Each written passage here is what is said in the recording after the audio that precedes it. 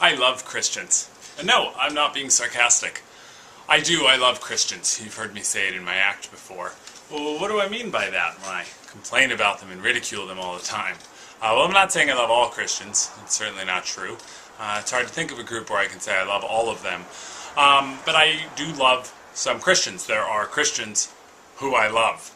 Some of them I loved before I knew that I wasn't a Christian.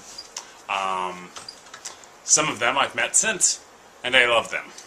I have very good friends that are Christians, and I get a very frequent comment in my comment section of my videos that Christians aren't worth talking to, and then I get blanket statements about how terrible Christians are. Well, I will speak about my views on Christianity, and I don't censor that. I share it with Christians. Any of the Christians I mentioned who I love are always welcome to watch these videos. They're not set to private, they're publicly shared. I put them on my Facebook where I'm friends with lots of these folks, many of whom are family of mine, and many of whom do watch my videos. I don't like negative blanket statements that Christians are stupid or that Christians are homophobic, etc., etc. Now, if you said that based on things that you read in the Bible, Christianity should be homophobic, that the Bible is homophobic, I would stand with you on that. If you said that the Christians who aren't homophobic seem to have an inconsistency between their beliefs and what's in their book, I would say that there is an argument for that.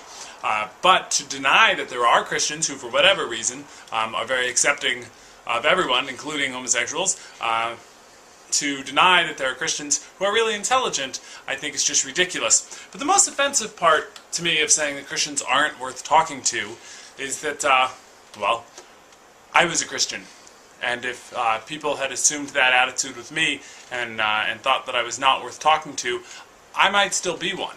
It was people who talked to me, shared books with me, answered questions that I had, that helped me with the thought process that led me to not being a Christian. And this continues, people say, well, you were a kid, but this continues into adulthood.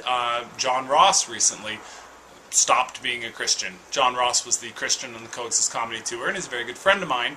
I'll put a link here. You can see the interview that I did with him on his process of losing his faith.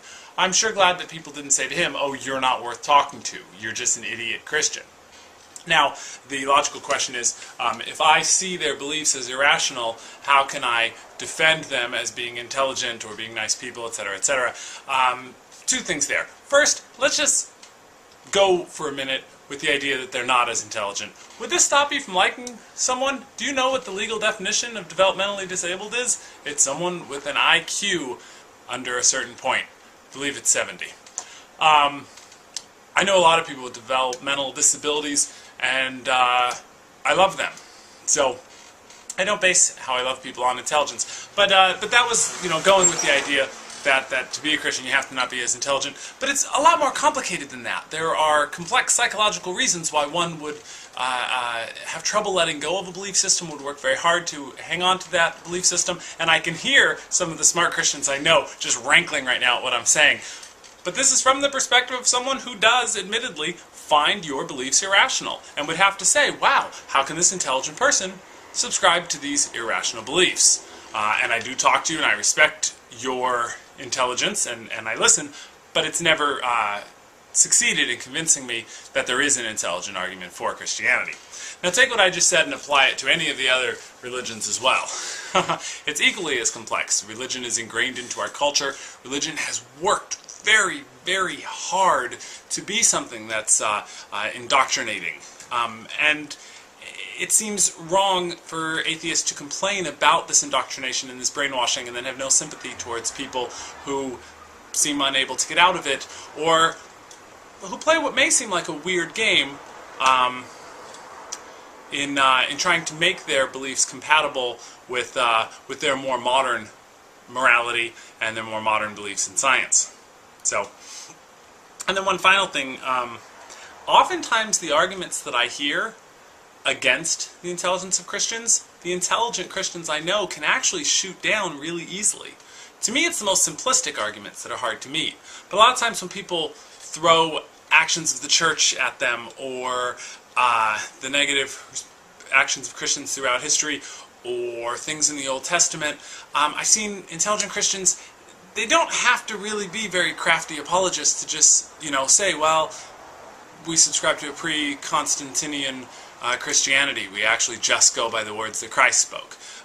We recognize the Bible, which Christ had very little to say about, because it didn't exist yet, is not necessarily an infallible work, and we just work really hard to get to what we see as the words of Christ. Again, I'm helping make their arguments for them, because I've heard these arguments, and they're not stupid people.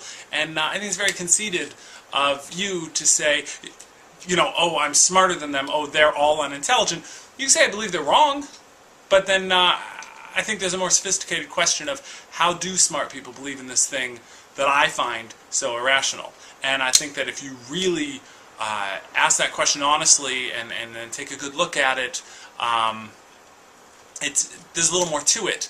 Most importantly, though, to me, what it really, really comes down to, the most simplistic part of it here, is that these are just people that I know and love and I work with to do good things. These are people that I've stood next to in protests, and people that I've seen help feed the homeless, and oh yeah, they did it with an agenda or whatever. You know what? Screw all that. Everyone has an agenda.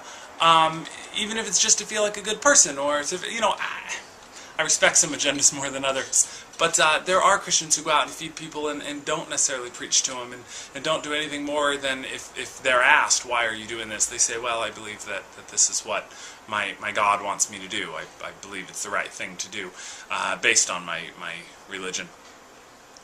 There are non-preachy charitable Christian organizations. So, I'll say to my Christian friends and family out there, I love you, and I'll say to my Muslim and Buddhist and Hindu and Sikh and Baha'i friends out there, and I do have friends in each of those groups, I love you, and I think you're horribly, horribly wrong. I think that you're completely mixed up, and it's baffling. But I respect you, and I like talking to you, and I find you worth talking to. And to any people who might be future friends of mine who subscribe to any of those religious beliefs, I hope that you'll comment on these videos, because I think you're worth talking to as well. And I hope we can continue to have a lot of great conversations, and I hope we can let go of this idea that anyone's not worth talking to. That said, I do shut people down in my rooms if they just want to come in and participate in name calling and trying to block civil discourse by constantly, hitting you're a fag over and over again and stuff like that. But that's another video for another time. Anyone that wants to have a reasonable conversation with me, ask questions, debate, etc., awesome. I dig it, and I think it's worthwhile. That's AV's Church for today. Bye-bye.